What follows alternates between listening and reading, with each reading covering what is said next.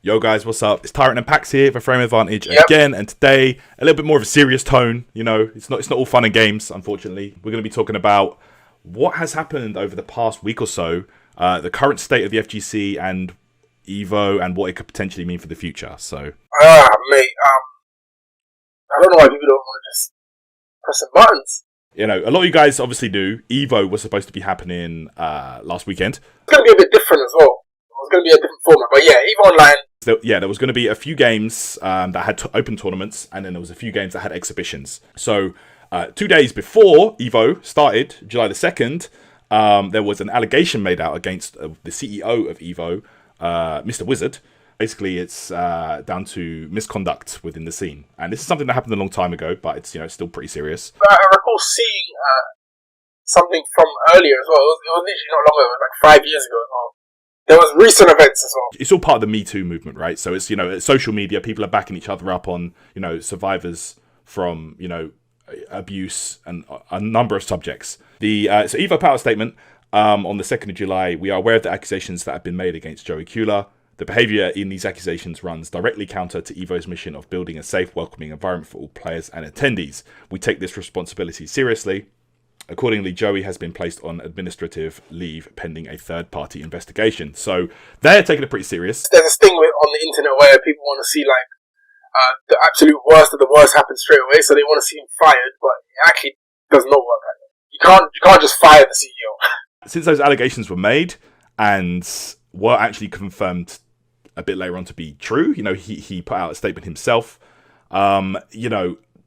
It was not a good vibe in the community. People were dropping out. I was supposed to do commentary for Dragon Ball Fighters on the 5th of July. The second I saw that, I was like, nah, I don't think I can be associated with this, man. A lot of other people dropped out as well. All the commentators, the developers were dropping out. Capcom, NetherRealm players, they didn't want to be a part of this, and rightfully so. In the space of 24 hours, Evo was cancelled. They put out a statement. They couldn't go ahead with the amount of the scene standing up and making a statement, and taking a stand, which I agree with, One good thing I like about Evo's statement was it wasn't just a statement, like a PR kind of statement a lot of these companies are doing just to protect themselves and their customer base, their money, basically, essentially. Then at the end of their statement said, we will denote the equivalent of the proceeds as promised to Project Hope. And I believe Project Hope is a humanitarian organization, and I know they're currently focused in Yemen, which is going through a big crisis. But the point is, they're not just saying, "Oh, we're protecting ourselves and we're doing this because it looks good." They're now saying, "Okay, and we're going to take action and do something." Although, I mean, that is also a good thing, but I would like a lot for things to be done in the community as well to improve the community, because Project Hope is obviously worldwide, which is a good thing. But you want to also improve where you are based as well. So it'd be good if they could, try and invest in something to make the scene of overall feel a bit safer, that kind of stuff. Moving forward as well. So once events do come back, I feel like it would actually be a really, really classy move on the part of the tournament organizers or the game developers to have people have some kind of security about, or have some kind of a mental health counselor in operation or something, someone that people can go and talk to if they feel like, they're not safe, or, they're being threatened, or, whatever. I feel like that would be, that would only open our community to more people to feel safe. And another thing as well is the amount of things coming out, and with whom. So a lot of the top players and all these developers and whatnot. And what that shows, really, is that the society is messed up. It's not that, wow, they're just trying to get everyone. No. It's that literally society is so messed up that there's this many things happening and nothing is happening to these people. We have laws and stuff in place for murder. We have laws in place for robbery. We have laws in place but when it comes to things like coercion and abuse and that kind of stuff, and toxic, harmful, threatening behavior, which is a bit harder, discriminating and stuff like that, a bit harder to kind of grasp evidence for, then it's we don't have things set in place properly to kind of counteract these things. So when people are coming out, it's not like they're coming out with just made up stories. You know what I mean? It's just hard to even prove these things happen, because what I say of my experience, I didn't have a camera on me. There probably isn't a camera in the room. You know what I mean? It's hard to prove these kind of things. So, yes, that's only a step in the right direction, really. Yeah. So one of the things that the FGC and maybe like Smash FGC and even like Dota, just esports in general, has kind of got away with is the fact that because they're like grassroots from the floor up they built themselves, kind of, they've kind of avoided the rules of other industries, for example. So they haven't had to have the same regulations and things like that. Because if you're dealing with minors, for example, in whatever industry, there's always specific rules in place because they're minors. That's definitely been one of the things that separates our community from a lot of others, right? The fact that it is literally open to anyone and everyone. Literally anyone can sign up to the tournament and come and play.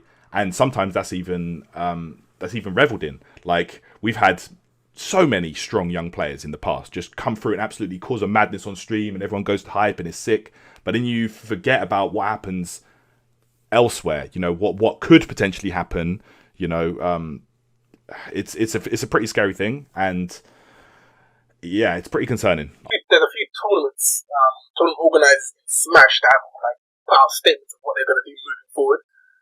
And I think some things are pretty good of what they're saying. So I'll just read out. This is from Wave Smash.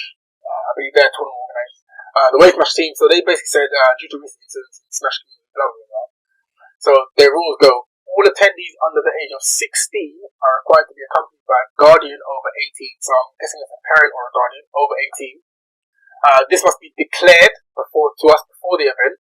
The guardian must be of a family or friend relation. So that friend is a bit ambiguous, because you can start saying anyone's a friend. You know, that's still a bit ambiguous. It might be better to say family only, but yeah, whatever. It can be improved over time.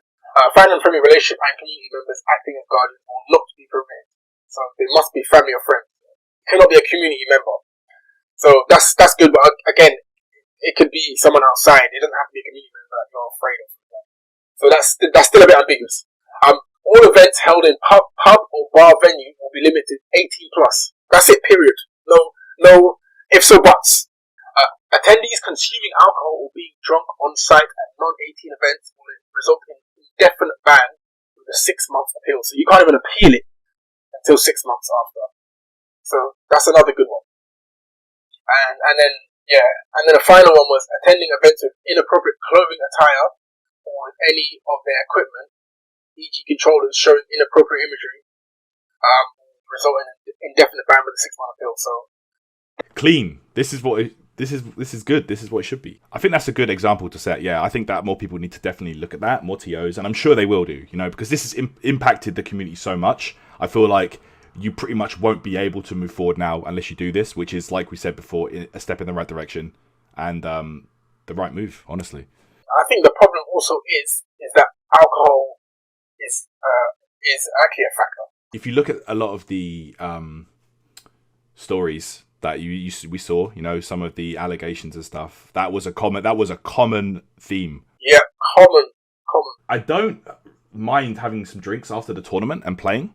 I think that's fun. It just sort of heightens the fun environment and stuff. And you look at stuff like Jabali Land at CEO. It's literally a separate room for like retro games and, you know, side tournaments, and there's like a bar there and stuff. And look at tournaments like Sonic Boom, where in the evening they have like the open bar and stuff, and it's all good. I think those are all good, but then you need to start IDing people. You know, when it gets to those sort of after hours sessions, or like the people serving the alcohol need to be very vigilant, and also there should be bag checks, so you can't get people bringing in booze from outside. You know, I know you can't blame. You can't say alcohol is doing the crime. It's not. But it definitely is the fact, because when you have alcohol plus hotel rooms plus, you know what I mean, when you have all that mixed in, it is a fact, because a lot of the time it's not the minors drinking alcohol. It would be annoying to have to remove alcohol entirely, because obviously some people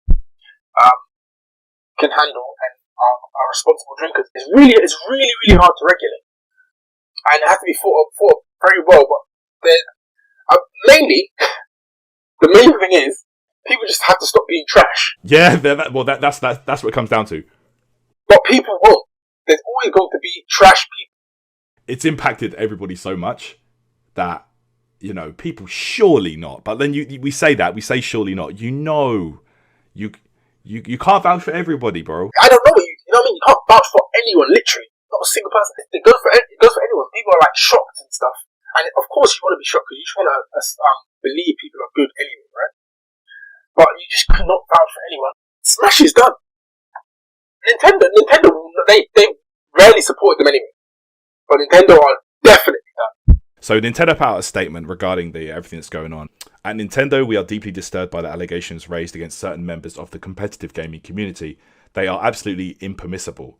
We want to make it clear that we condemn all acts of violence, harassment, and exploitation against anyone, and we stand with the victims. So yeah, they rarely supported the community anyway, but man, they are not going anywhere near. Like, no sponsor, bro. All the players and like personalities that have allegations made against them all dropped immediately. Can't wait and have a look and be like, oh, maybe we can. I can't. The Smash community is going to be extremely different moving forward. If, like, for example, FGC, right? We have had our problems. We have our problems. We have our problems with a lot of stuff, but FGC is generally older. On average, generally older. Just in general, because you definitely get young players that join when they're under 18 or whatnot, and then they turn 18. You always get that. You get that for sure. But like Smash, you get literal 12-year-olds. Like, you get literal babies in Smash in the tournaments. And that's a dangerous environment when it's not properly regulated, you know? Personally, on me, I wouldn't be letting my 12-year-old go to a tournament by themselves anyway. But like, yeah, it's just a dangerous environment because what if someone can't go with that 12-year-old? What if they cannot, and they're letting them go with their friend who they think is their friend, and then because you're not a parent, you don't have that same kind of, or you're not a family member, you don't have the same kind of awareness and protective, you know, over that friend that's a 12-year-old. So you kind of go off and do your own thing, and then he's left, and you're just thinking you're all playing games, right? That's what everyone thinks they're doing. And then this stuff. Pretty much all of these have come out of the NA community, and man, I mean, I feel like in Europe it's a different vibe. In Europe, we're literally here to play games. That's what it feels like. And it's not cancel culture. I mean, cancel culture could do with some improving. For example, a lot more focus being on the victims of the stuff as opposed to the culprits, you know? So, let's say somebody said a racist remark, or the black girls in fighting games are not seen as a certain way, or women in fighting games aren't seen a certain way. Instead of going against the guy or the girl who's doing the abuse, focus on the victims. How can we better them? Yeah, I'd love to see something like that, man. That'd be great. How can we do something to make black girls feel better, feel safer, and feel more visible in gaming? How can we do to make women feel more visible in gaming? How can we do to make people with disabilities feel more visible? Like on a grand scale, like you're trying to do something that helps everyone on a large scale. Again, it comes down to the fact that it feels like a lot of these big companies just kind of protect them. They're trying to protect themselves, and that's it. That's all they're interested in. They're not interested in the bigger picture, like you said. If you're not interested, I said this before. I tweeted this before, where I said I'm not interested in teaching racists to not be racist. What I'm interested in is them being afraid to act on their racism because of consequences. I don't care if you now love me. I don't want you to love me. I don't want you to like me. You don't have to like me, but you can't go around calling me this and calling me that and getting away with it. If you call me this and you call me that, you're gone. Your livelihood is threatened because you're doing this, and that's it. Because then they'll stop. And then they'll stop. They'll actually think about it. They'll be like, oh wait, I can't say that because if I say that, I might lose this and I might lose this and I might not be able to go here. That's what I care about. I don't really care about making you a better human. I don't care. So these companies can protect themselves. That's fine. I don't mind if you don't actually care. What I care is that you're pressured enough that you have to change it. That's what I care about. No, I rate that fully, man, and I agree. I agree 100%. So I mean, what do you guys think? Do you think there should be more action in place in tournaments and to make everybody feel safer? Like, of course, I feel like this is the way. What solutions do you guys have? What suggestions do you have that you think could be implemented? I mean, this is a long-term thing. It's not something short-term. This is something that's got to go on forever now. Definitely let us know, guys. We're interested to hear your opinions and thoughts on everything that's happened. And yeah, we are out of here. Be sure to drop us a comment, like we said. Hit us up on Twitter anytime. But that's us done for now. Tyrant and Packz, we are out of here, guys. And we'll see you in the next video, guys. Take care. Peace out, guys.